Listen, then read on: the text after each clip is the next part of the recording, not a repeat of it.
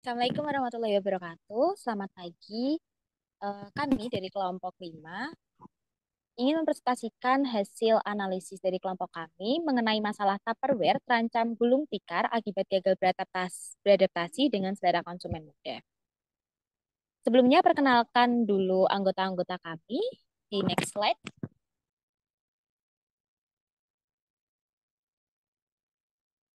Yang pertama ada Melantika Suwardana dengan di belakang di belakang 272.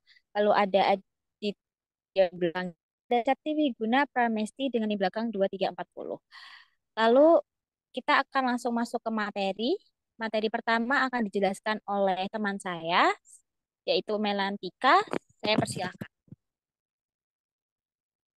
Oke, eh, untuk profil perusahaan Tupperware sendiri, Tupperware itu didirikan oleh Earl Silas Tupper, pebisnis kelahiran Amerika Selatan tahun 1907.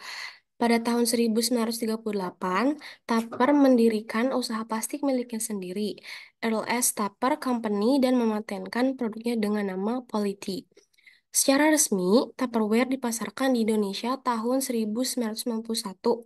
PT Alif Rose di Jakarta yang merupakan distributor resmi pertama Tupperware di Indonesia dan kini sudah lebih dari 79 distributor resmi yang tersebar di berbagai kota besar di seluruh Indonesia. Sayangnya, Tupperware melaporkan kinerja keuangan perusahaan dalam situasi yang suram. Pasalnya, dalam beberapa tahun terakhir, Tupperware mengalami penurunan penjualan produk rumahan yang tajam akibat perusahaan tidak mampu membidik pasar konsumen muda. Bentuk Tupperware yang monoton dan tidak mengikuti tren menjadikan Tupperware gagal beradaptasi dengan selera anak muda yang mengakibatkan turunnya penjualan. Nah, selanjutnya ada fishbone diagram. Yang pertama ada kurangnya kemampuan karyawan dalam menganalisis apa yang dibutuhkan konsumen muda saat ini.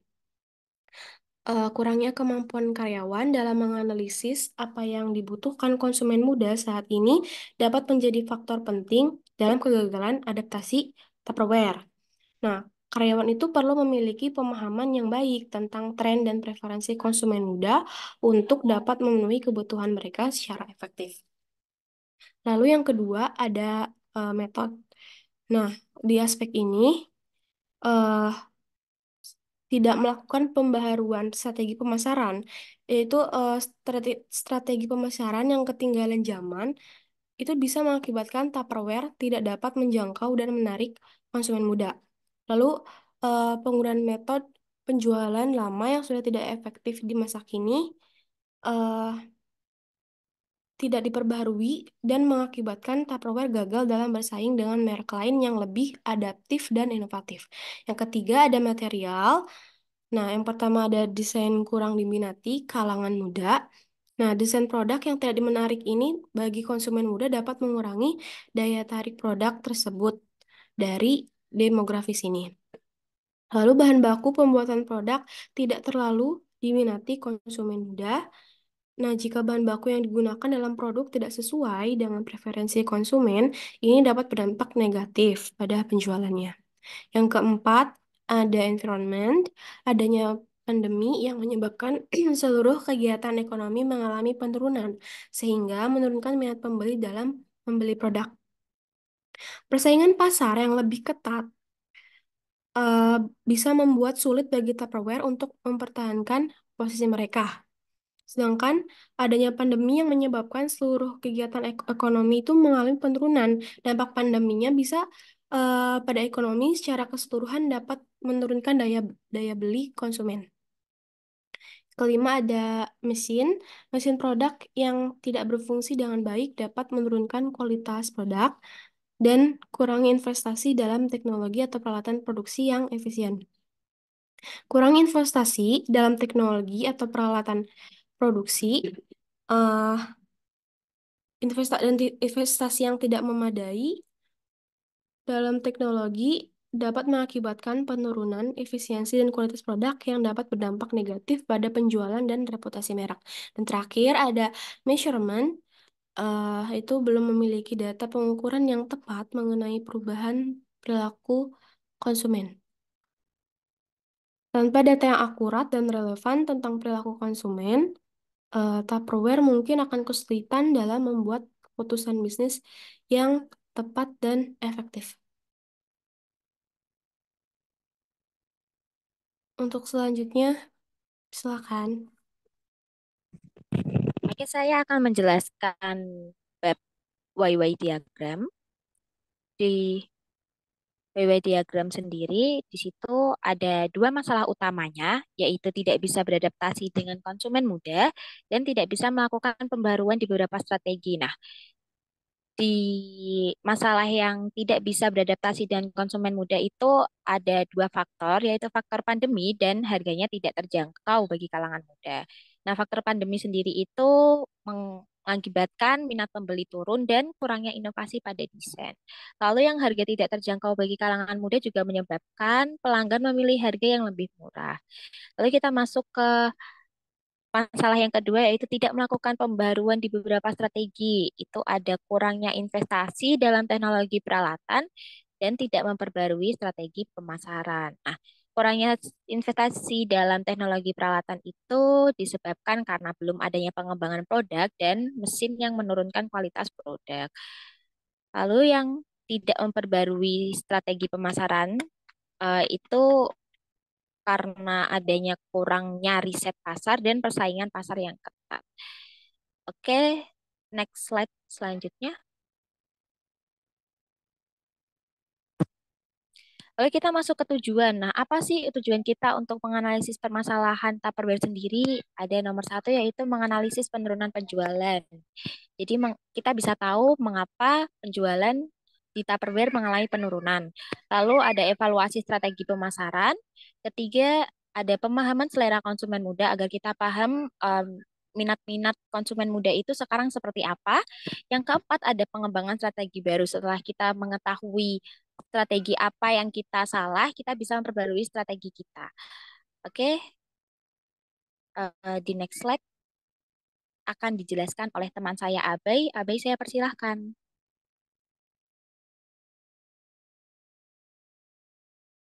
Terima kasih untuk waktunya. Eh, Selanjutnya ada pendekatan teoritis. Jadi, kehidupan masyarakat yang modern ini dapat mempengaruhi perilaku keputusan pembelian yang menuntut gaya hidup masyarakat untuk mengikuti perkembangan zaman terhadap produk. Seseorang yang melakukan keputusan pembelian bisa dikatakan unik. Kenapa? Karena pendapat dan selera konsumen berbeda-beda, tergantung pada jenis keputusan pembelian. Misalnya, seperti keputusan pembelian untuk membeli barang mewah memerlukan banyak pertimbangan karena termasuk pembelian yang rumit dan mahal. Next.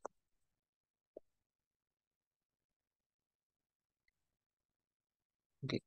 Selanjutnya ada pengembangan alternatif penyelesaian perusahaan. Analisis SWOT untuk pengembangan alternatif mencatat bahwa menganalisis selera konsumen anak muda menawarkan pemahaman pasar yang mendalam, tetapi kita memerlukan waktu dan biaya yang besar. Lalu, desain produk yang portable memiliki potensi pasar yang besar, namun membutuhkan teknologi yang signifikan.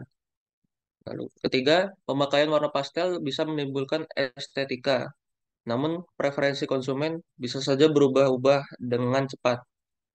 Selanjutnya, pemasaran online dan offline menawarkan jangkauan yang luas, namun bisa memakan biaya yang besar.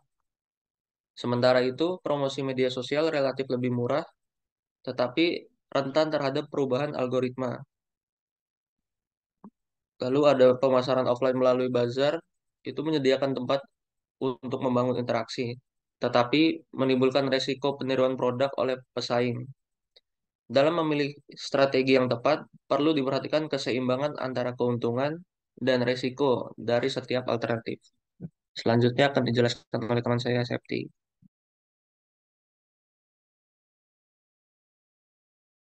Baik, terima kasih. Selanjutnya yaitu proses pengambilan keputusan. Di sini kami menggunakan aspek penilaian strength, weakness, opportunity, dan juga traits. Nah, pada masing-masing aspek tersebut, kami menggunakan bobot penilaian 0,25%. Nah, untuk alternatif yang pertama yaitu menganalisis selera konsumen anak muda. Yang kedua, yaitu membuat desain produk yang jenisnya portable. Kemudian yang ketiga menggunakan warna pastel sebagai warna produk. Dan yang keempat yaitu melakukan pemasaran offline dan juga online. Dan yang kelima yaitu pemasaran offline melalui bazar. Nah, di sini di antara kelima alternatif tersebut yang memiliki nilai paling banyak adalah alternatif nomor 4 dan juga nomor 1. Yang mana alternatif nomor 4 itu adalah melakukan pemasaran secara online dan offline. Dan alternatif nomor satunya yaitu menganalisis selera konsumen anak muda pada saat ini. Baik, seperti itu proses pengambilan keputusan yang kami dapatkan. Bisa di next slide.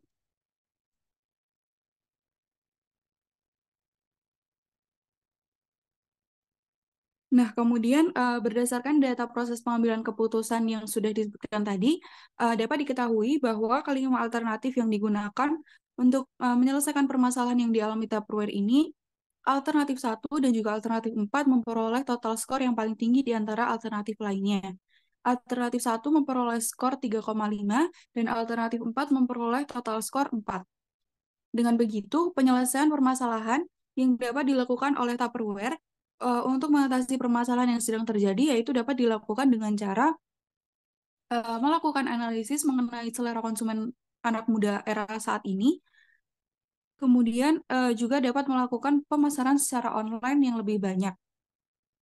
Dalam melakukan analisis selera konsumen dapat dilakukan dengan cara seperti membaca situasi hal apa yang sedang diminati anak muda saat ini, kemudian hal apa yang sedang tren di kalangan anak muda, dan lain sebagainya.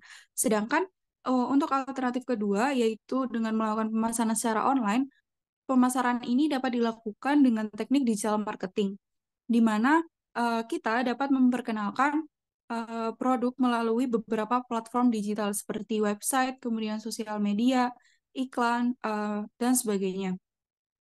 Dengan melakukan pemasaran secara online, maka pemasaran akan lebih meluas dan dapat menargetkan audiens yang paling berminat dengan produk Tupperware. Pemasaran online juga akan meningkatkan interaksi dengan pelanggan secara real time dan membangun hubungan yang lebih kuat. Dengan melakukan dua alternatif tersebut, Tupperware bisa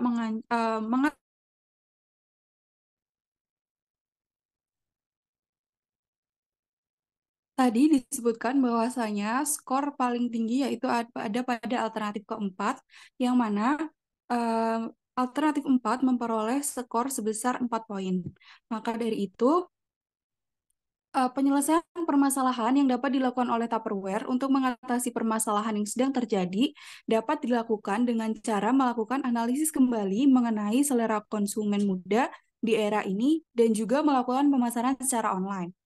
Dengan menganalisis selera konsumen dapat dilakukan dengan cara membaca situasi yang sedang terjadi di kalangan anak muda atau yang sedang tren di kalangan anak muda. Selain itu juga dapat melakukan survei apa hal-hal apa yang sedang diminati oleh anak muda di masa kini. Sedangkan untuk alternatif kedua yaitu melakukan pemasaran secara online.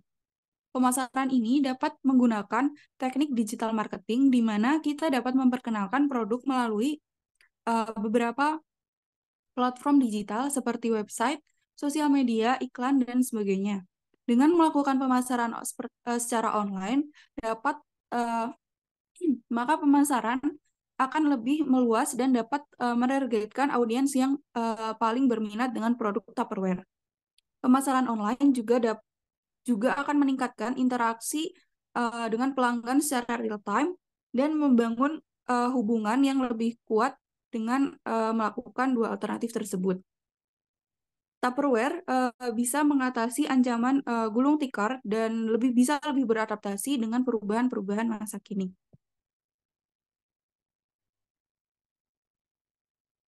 Aku kembaliin ke Aceh.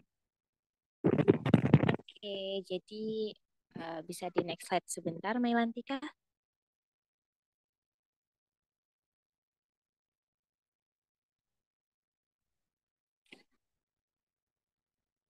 Oke, jadi sudah selesai semua ya materinya yang kita presentasikan. Mohon maaf jika ada kekurangan, salah kata, tadi juga ada suatu hambatan di sinyal mungkin ya. Eh, Dari kami, sekian. Terima kasih. Wassalamualaikum warahmatullahi wabarakatuh.